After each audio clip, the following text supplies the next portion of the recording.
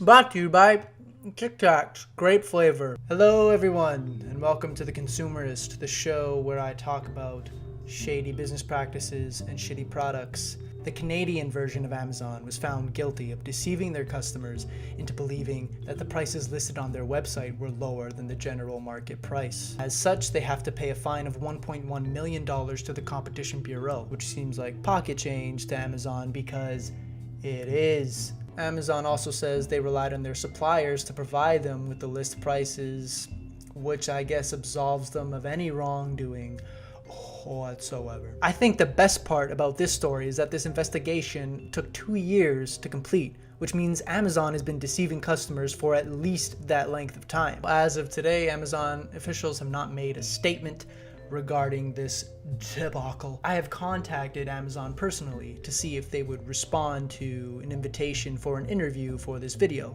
As of yet, they have not replied because I am not a newsman and no one knows who I am.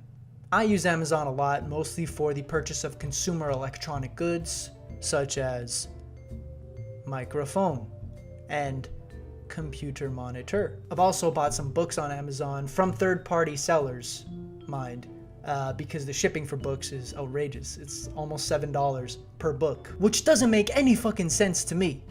Shipping is $7 per book? Per book? You're telling me? Okay, enough of that. The reason I use Amazon is twofold. Convenience. I don't have to leave the house, which helps my fear of the outside world. And number two, for the savings I get, or at least for the perceived savings I get. Now, I've been very happy with Amazon in the past. The customer service is really great.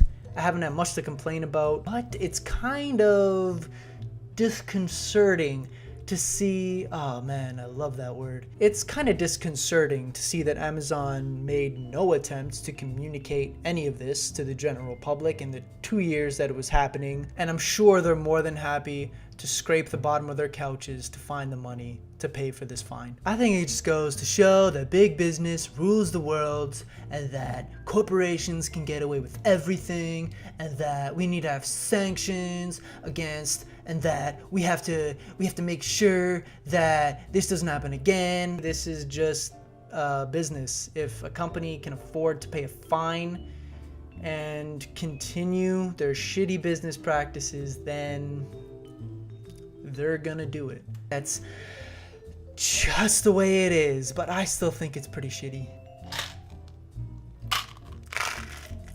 Okay guys, that's gonna do it for this episode of The Consumerist. Thanks for stopping by. We got more stuff coming soon.